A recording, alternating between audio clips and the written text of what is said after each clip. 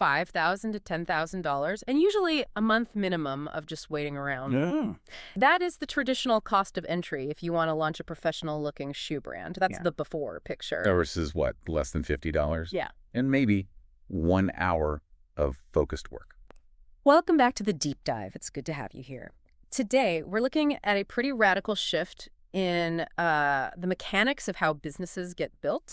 We are analyzing a comprehensive guide on building a theoretical athletic brand aptly named Rival from absolute scratch. And I want to be clear about what scratch means here. Yeah, we aren't talking about, scribbling a logo on a napkin and calling it a day. Yeah. We are talking about high-fidelity product design, lifestyle photography, even motion video ads, the whole thing. The full stack. Yeah. So the roadmap for our discussion is really specific. We're going to look at the philosophy behind this, which the source calls fail fast. Then we're getting into the weeds of the toolkit, specifically Nano Banana Pro for the visuals and Kling 2.6 for the video work. But I really want to explore why these specific prompts work, not just, read them out. It's a fascinating case study because it stops being about, can I afford to try this? And it starts being about, how fast can I iterate before I get bored? So let's unpack the problem first. Because usually, when we talk about startups, we talk about runway. The source material paints this picture of the biggest wall facing entrepreneurs. It's the gatekeeper. It is. Historically, if you had an idea for a sneaker, say, a high top for weightlifters, you couldn't just visualize it. You had to hire a designer.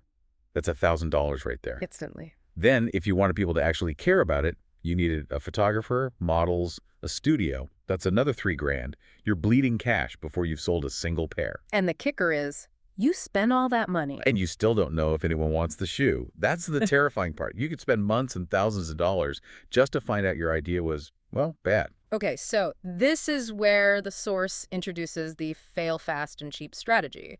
But I want to push on this a bit, because fail fast is like Silicon Valley cliche number one. Everyone says it. What's different here? The difference is the denominator. Failing fast usually means fail within 6 months. Here, failing fast means failing before your coffee gets cold. Okay. The premise is, if your design is ugly, or if the market hates it, you want to find that out in an hour on your laptop, costing you basically $0.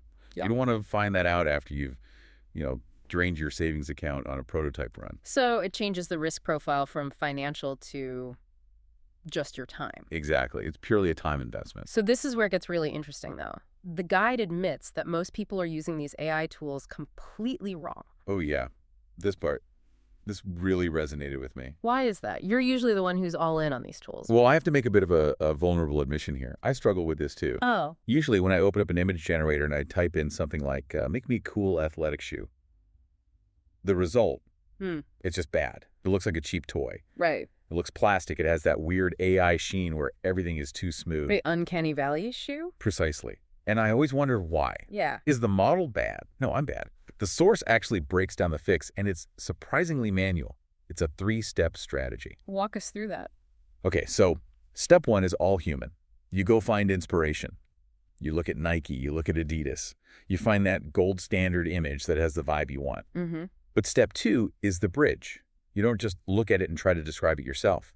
You upload that photo to a text-based AI, like ChatGPT, and you ask it to describe the lighting, the materials, the camera angle. Wait, hold on. Isn't that just passing the buck? You're using one AI to write the homework for the other AI? It feels like cheating, doesn't it? But think of it as a translation layer.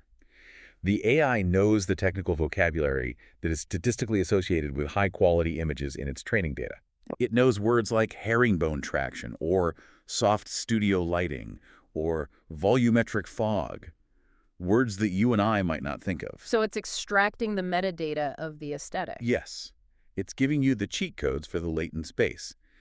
Then step 3 is feeding that professional description into the image generator, Nano Banana Pro. So probing that for a second, it's not just about typing a command, it's about learning the language of design. You use AI to learn the vocabulary of experts so you can speak to the machine. Okay, so once you have that vocabulary, you have to build the identity. The source creates this brand rival. Which is a solid name. Hmm. Short suggests competition, and it's easy for the AI to render because it's not a complex string of characters. They start with the logo, and I noticed the prompt's engineering here was just incredibly specific. They didn't just say make a sports logo. No, not at all. They asked for a minimalist athletic logo, a split V design like a mountain peak, Yeah. and specific sans serif typography. Right. But there's a technical nuance here that I think is really important for anyone listening who wants to actually try this. The aspect ratio setting. Yes, the guide advises setting Nano Banana Pro to 16.9. Which is wide, like a TV screen. Why does that matter for a logo? Logos are usually squares or circles. It's about how these diffusion models work. If you force it into a square, the AI often tries to fill every corner with noise or detail. It feels cramped. Ah, okay. The source argues that the wide format gives the AI room to breathe. It centers the logo and leaves negative space on the sides. It prevents the text from getting cramped or garbled, which is still a massive headache with AI text. That's a great tip. Now, once you have that logo, the guide highlights what it calls a crucial step. You can't just keep generating random images. You have to use the reference image feature. This is the anchor. This is probably the most critical part of the whole workflow. Explain how that works technically, because usually AI is like a slot machine. You pull the lever, you get a whole new result. Right. If you don't use a reference, every time you ask for a shoe with the rival logo, the AI will just hallucinate a new logo. It doesn't know your brand, it just knows the concept of a logo. Okay. By using the reference image feature, you're essentially locking a set of pixel values. You're telling the algorithm, do whatever you want with the shoe, but this specific pattern of pixels, the logo, must remain statistically similar to this input. So it constrains the randomness? It constrains the randomness in that one specific area. Yeah. Without it, you don't have a brand, you just have a folder full of random pictures. And why is that reference step so critical for a business specifically? Consistency creates trust.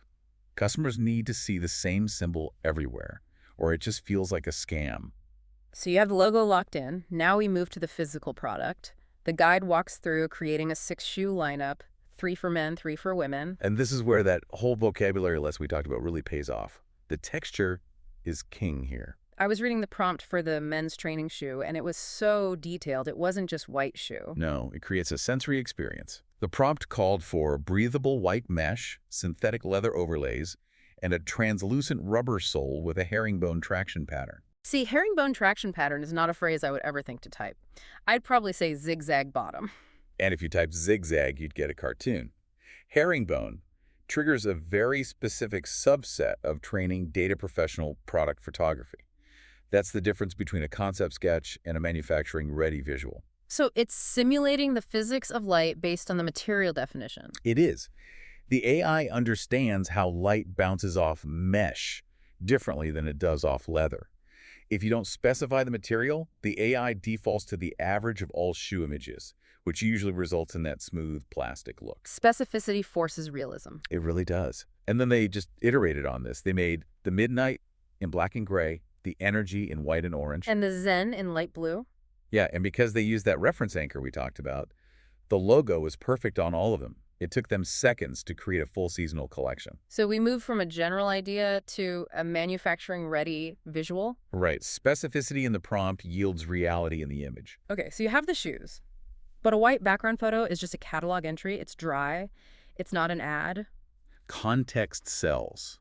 The source makes a really big point of this. You need lifestyle photography. You need to sell the dream of athleticism, the sweat, the effort, not just the rubber and glue. The setup they used for the lifestyle shots was really evocative. They went for a cinematic sports photography look. The fit male athlete doing a deadlift.